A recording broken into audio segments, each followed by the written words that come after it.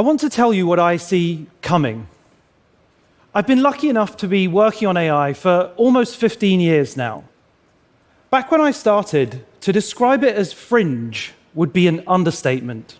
Researchers would say, no, we're only working on machine learning, because working on AI was seen as way too out there.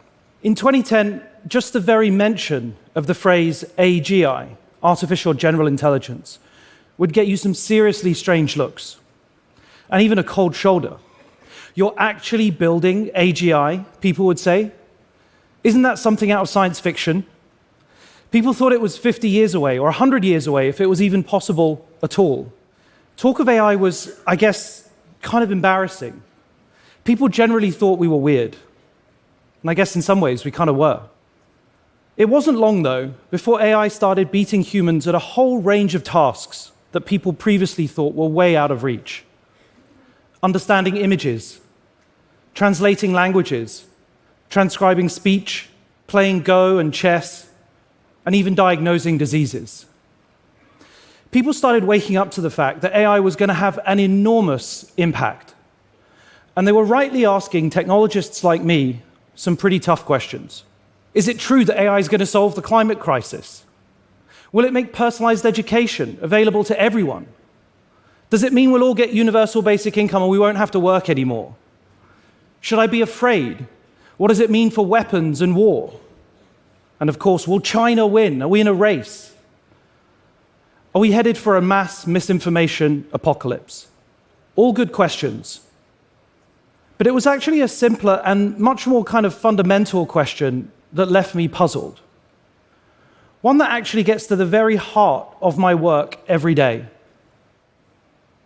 One morning over breakfast, my 6-year-old nephew Caspian was playing with Pi, the AI I created at my last company, Inflection. With a mouthful of scrambled eggs, he looked at me plain in the face and said, "But Mustafa, what is an AI anyway?" He's such a sincere and curious and optimistic little guy. He'd been talking to Pi about how cool it would be if one day in the future he could visit dinosaurs at the zoo, and how he could make infinite amounts of chocolate at home, and why Pi couldn't yet play I Spy. Well, I said, it's a clever piece of software that's read most of the text on the open internet, and it can talk to you about anything you want. Right, so like a person then? I was stumped, genuinely left scratching my head.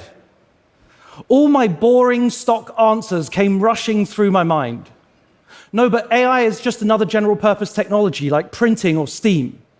It'll be a tool that will augment us and make us smarter and more productive. And when it gets better over time, it'll be like an all-knowing oracle that will help us solve grand scientific challenges. You know, all of these responses started to feel, I guess, a little bit defensive, and actually better suited to a policy seminar than breakfast with a no-nonsense 6-year-old. Why am I hesitating? I thought to myself. You know, let's be honest. My nephew was asking me a simple question that those of us in AI just don't confront often enough. What is it that we are actually creating? What does it mean to make something totally new, fundamentally different to any invention that we have known before? It is clear that we are at an inflection point in the history of humanity. On our current trajectory, we're headed towards the emergence of something that we are all struggling to describe. And yet, we cannot control what we don't understand. And so the metaphors, the mental models, the names, these all matter if we're to get the most out of AI whilst limiting its potential downsides. As someone who embraces the possibilities of this technology, but who's also always cared deeply about its ethics, we should, I think, be able to easily describe what it is we are building, and that includes to 6-year-olds. So it's in that spirit that I offer up today the following metaphor for helping us to try to grapple with what this moment really is. I think AI should best be understood as something like a new digital species. Now, don't take this too literally, But I predict that we'll come to see them as digital companions, new partners in the journeys of all our lives. Whether you think we're on a 10, 20, or 30-year path here, this is, in my view, the most accurate and most fundamentally honest way of describing what's actually coming. And above all, it enables everybody to prepare for and shape what comes next. Now, I totally get this is a strong claim, and I'm going to explain to everyone as best I can why I'm making it. But first, let me just try to set the context. From the very first microscopic organisms, life on Earth stretches back billions of years. Over that time, life evolved and diversified. Then a few million years ago, something began to shift. After countless cycles of growth and adaptation, one of life's branches began using tools. And that branch grew into us. We went on to produce a mesmerizing variety of tools. At first slowly, and then with astonishing speed, we went from stone axes and fire to language, writing, and eventually industrial technologies. One invention unleashed 1,000 more, and in time, we became Homo technologicus. Around 80 years ago, another new branch of technology began. With the invention of computers, we quickly jumped from the first mainframes and transistors to today's smartphones and virtual reality headsets. Information, knowledge, communication, computation. In this revolution, creation has exploded like never before. And now a new wave is upon us: artificial intelligence. These waves of history are clearly speeding up as each one is amplified and accelerated by the last. And if you look back, it's clear that we are in the fastest and most consequential wave ever. The journeys of humanity and technology are now deeply intertwined. In just 18 months, over 1 billion people have used large language models. We've witnessed one landmark event after another. Just a few years ago, people said that AI would never be creative. And yet AI now feels like an endless river of creativity, making poetry and images and music and video that stretch the imagination. People said it would never be empathetic. And yet today, millions of people enjoy meaningful conversations with AIs, talking about their hopes and dreams and helping them work through difficult emotional challenges. AIs can now drive cars, manage energy grids, and even invent new molecules. Just a few years ago, each of these was impossible. And all of this is turbocharged by spiraling exponentials of data and computation. Last year, Inflection 2.5, our last model, used 5 billion times more computation than the DeepMind AI that beat the old-school Atari games just over 10 years ago. That's 9 orders of magnitude more computation, 10x per year, every year, for almost a decade. Over the same time, the size of these models has grown from first tens of millions of parameters to then billions of parameters, and very soon, tens of trillions of parameters. If someone did nothing but read 24 hours a day for their entire life, they'd consume 8 billion words. And of course, that's a lot of words. But today, the most advanced AIs consume more than 8 trillion words in a single month of training. And all of this is set to continue. The long arc of technological history is now in an extraordinary new phase. So what does this mean in practice? Well, just as the internet gave us the browser and the smartphone gave us apps, the cloud-based supercomputer is ushering in a new era of ubiquitous AIs. Everything will soon be represented by a conversational interface, or to put it another way, a personal AI. And these AIs will be infinitely knowledgeable, and soon they'll be factually accurate and reliable. They'll have near perfect IQ. They'll also have exceptional EQ. They'll be kind, supportive, empathetic. These elements on their own would be transformational. Just imagine if everybody had a personalized tutor in their pocket and access to low-cost medical advice. a lawyer and a doctor, a business strategist and coach, all in your pocket 24 hours a day. But things really start to change when they develop what I call AQ, their actions quotient. This is their ability to actually get stuff done in the digital and physical world. And before long, it won't just be people that have AIs. Strange as it may sound, every organization, from small business to non-profit to national government, each will have their own. Every town, building, and object will be represented by a unique interactive persona. And these won't just be mechanistic assistants. They'll be companions, confidants, colleagues, friends and partners as varied and unique as we all are. At this point, AIs will convincingly imitate humans at most tasks. And we'll feel this at the most intimate of scales. An AI organizing a community get-together for an elderly neighbor, a sympathetic expert helping you make sense of a difficult diagnosis. But we'll also feel it at the largest scales, accelerating scientific discovery, autonomous cars on the roads, drones in the skies. They'll both order the takeout and run the power station. They'll interact with us, and of course with each other.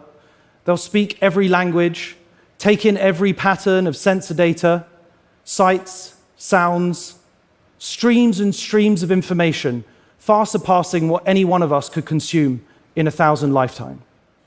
So what is this? What are these AIs?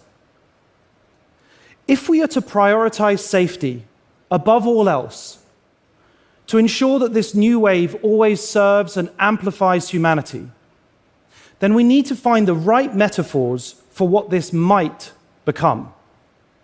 For years, we in the AI community, and I specifically, have had a tendency to refer to this as just tools. But that doesn't really capture what's actually happening here. AIs are clearly more dynamic, more ambiguous, more integrated, and more emergent than mere tools, which are entirely subject to human control. So to contain this wave, to put human agency at its center, and to mitigate the inevitable unintended consequences that are likely to arise, we should start to think about them as we might a new kind of digital species. Now, it's just an analogy. It's not a literal description, and it's not perfect. I mean, for a start, they clearly aren't biological in any traditional sense. But just pause for a moment and really think about what they already do. They communicate in our languages.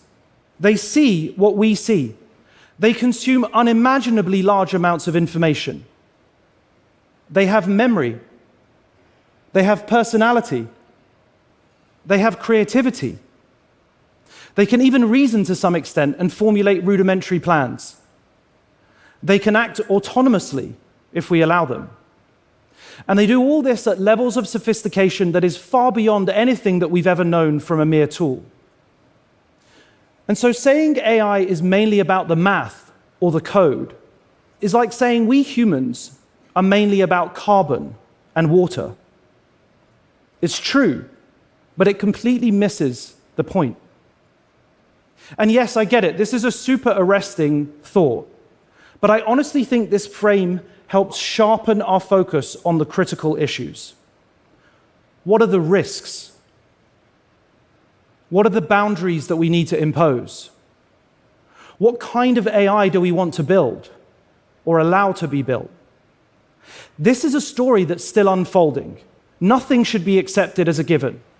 We all must choose what we create, what AIs we bring into the world, or not. These are the questions for all of us here today, and all of us alive at this moment. For me, the benefits of this technology are stunningly obvious, and they inspire my life's work every single day.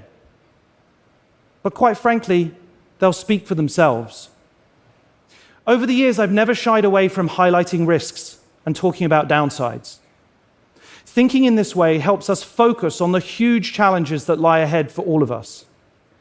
But let's be clear, there is no path to progress where we leave technology behind. The prize for all of civilization is immense. We need solutions in healthcare and education to our climate crisis, and if AI delivers just a fraction of its potential, the next decade is going to be the most productive in human history. Here's another way to think about it.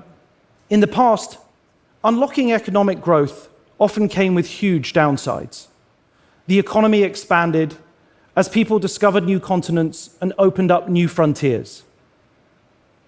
But they colonized populations at the same time. We built factories, but they were grim and dangerous places to work. We struck oil, but we polluted the planet.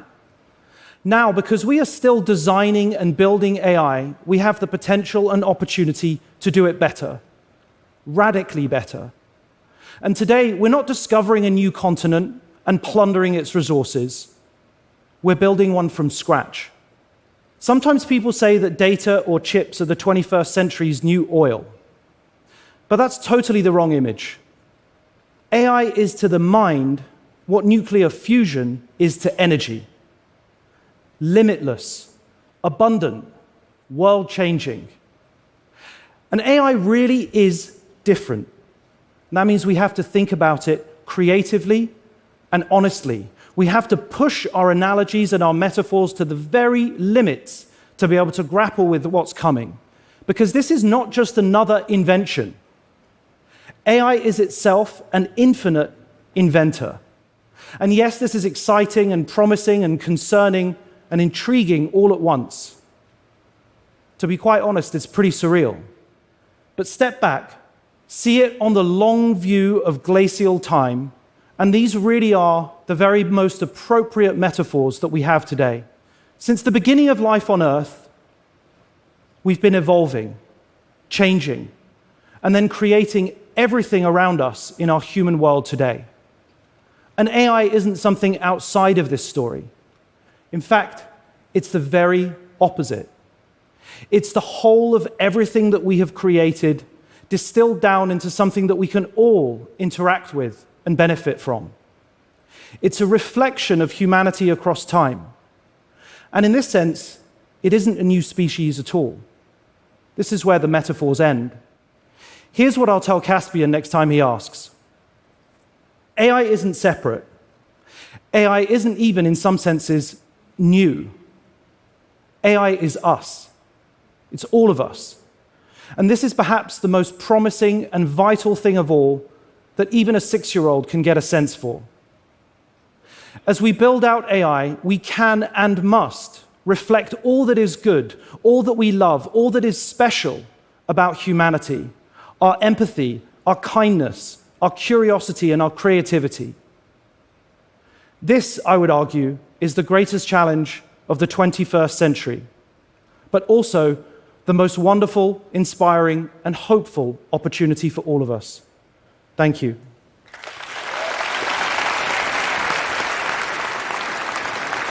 Thank you. Thank you, Mustafa. It's an amazing vision and a super powerful metaphor. You're in an amazing position right now. I mean, you are connected at the hip to the amazing work happening at OpenAI. You're going to have resources made available. There are reports of these giant new data centers, $100 billion invested, and so forth. And a new species can emerge from it. I mean, you've done, in your book, you did, as well as painting an incredible optimistic vision, you were super eloquent on the dangers of AI. And I'm just curious where, from the view that you have now, what is it that most keeps you up at night? I think the great risk is that we get stuck in what I call the pessimism aversion trap. You know, we have to have the courage to confront the potential of dark scenarios in order to get the most out of all the benefits that we see, right? So the good news is that if you look at the last 2 or 3 years, there have been very, very few downsides, right? It's very hard to say explicitly what harm an LLM has caused. But that doesn't mean that that's what the trajectory is going to be over the next 10 years. So I think if you pay attention to a few specific capabilities, take, for example, autonomy. Autonomy is very obviously a threshold over which we increase risk in our society, and it's something that we should step towards very, very closely. The other would be something like recursive self-improvement. If you allow the model to independently self-improve, update its own code, explore an environment without oversight, and without a human in control to change how it operates, that would obviously be more dangerous. But I think that we're still some way away from that. I think it's still a good 5 to 10 years before we have to really confront that, but it's time to start talking about it now. A digital species, unlike any biological species, can replicate not in 9 months, but in 9 nanoseconds, and produce an indefinite number of copies of itself, all of which have more power than we have in many ways. I mean, the possibility for unintended consequences seems pretty immense. And isn't it true that if a problem happens, it could happen in an hour? No. That is really not true. I think there's no evidence to suggest that. And I think that that's often referred to as the intelligence explosion. And I think it is a theoretical, hypothetical maybe that we're all kind of curious to explore, but there's no evidence that we're anywhere near anything like that. And I think it's very important that we choose our words super carefully, because you're right, that's one of the weaknesses of the species framing, right?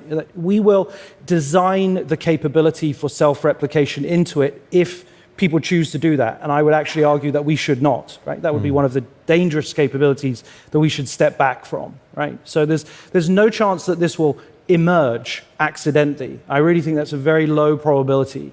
It will happen if engineers deliberately design those capabilities in, and if they don't take enough efforts to deliberately design them out. And so this is the point of being explicit and transparent about trying to introduce safety by design very early on.